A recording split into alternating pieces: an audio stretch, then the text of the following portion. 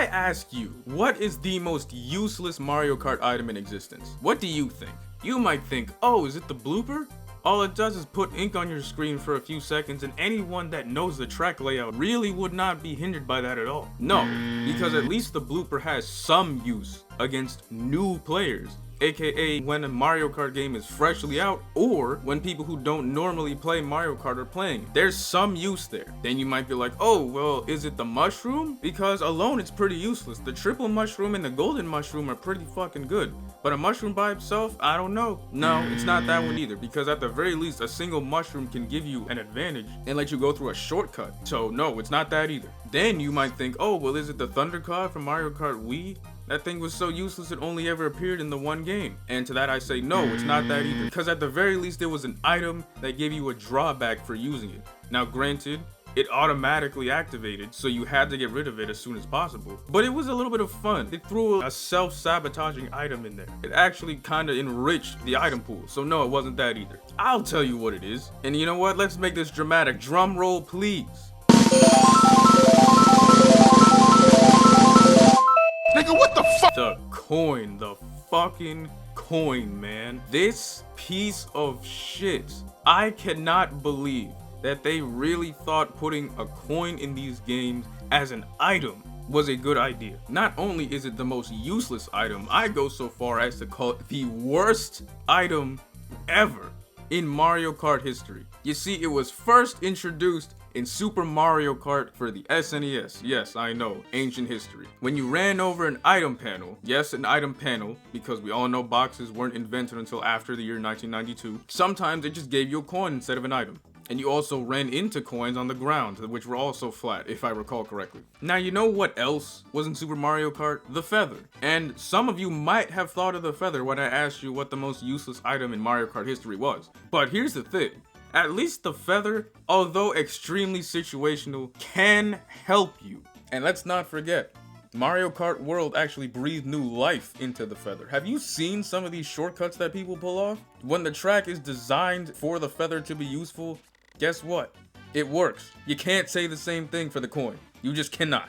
Now we fast forward almost 20 entire years to 2011, the release of Mario Kart 7, the worst Mario Kart game ever created.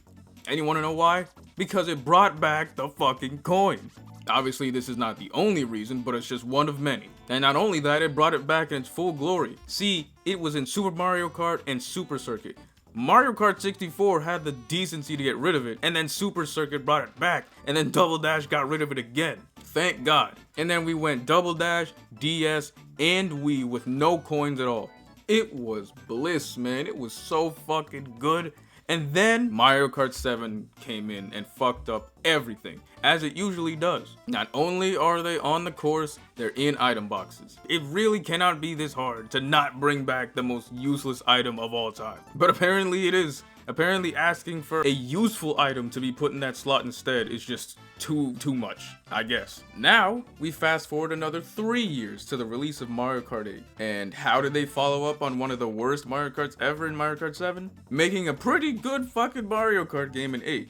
A pretty nice turnaround if you ask me. But although Mario Kart 8 is a great game, it has its problems. One of which being the fact that they brought back the coins again, as if this game didn't have enough problems already. But anyway, is it as bad as what they did with Super Mario Kart? No, it's actually worse. Because at the very least, in Super Mario Kart, it was the first game. They didn't have as many items to pull from. But now they do. This is the 8th game in the fucking franchise, and guess what they decided to do?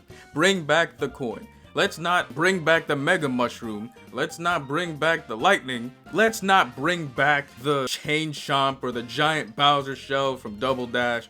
Let's not bring back the fake item box, an item that has been a staple since Mario Kart 64. Let's not bring that back, but we'll bring back the fucking coin again. What is wrong with these people? And it's worse because they had less of an item pool to work with. The 8th game in the series, however many items that have been made and discarded in these 6 games between these two. And you're telling me that one of the better solutions they came up with was to bring back the fucking coin. What are we doing, man? So let me paint the picture for you. You're in first place. You want a green shell or a banana to protect you from incoming items, because guess what's gonna happen? Second place, or maybe even third place, might get red shells. Not just one, but multiple. Because remember, you can get up to 4 of these things at a time. Even a banana can't help you with that. But it's something to extend your time in first until you eventually do get hit, right? So you want something to protect yourself. You hit an item box, you're praying that you get something good, and then what do you get? A fucking coin. That right there is why I hate this useless golden piece of shit. Why they would want to bring this thing of all items back. Actually, you know what? I think I do know why. Because they wanted to try and quote unquote, I'm using air quotes for this. You can't see my fingers, but I'm using air quotes. Balance the game. That's what they wanted to do. And in order to balance the game, they said, fuck having first place get items that would actually be useful. Give them a fucking coin. Yeah, man, amazing. And I know that there's gonna be some people that are like, oh, well, that makes sense in Mario Kart 8 and Mario Kart 8. In Mario Kart Wii, if you were in first, all you got were like green shells and bananas. There was no way to catch up to you unless you threw a blue shell. It makes sense, and it's good for balancing purposes. We do not listen to these people. And you know what? I get it. At the heart of it, Mario Kart is a game about luck, not skill. There's something like the blue shell that was designed specifically to target people in first. And who would usually be in first? People with skill. And this was just another casualty of that mindset. So people in first who had the skill to stay there couldn't protect themselves forever. But isn't that already what the blue shell was for? Hell, they even introduced an item in this very game to counter the blue shell. It's rare, but you can still get it even if you're not in first. Doesn't that seem kind of weird to do?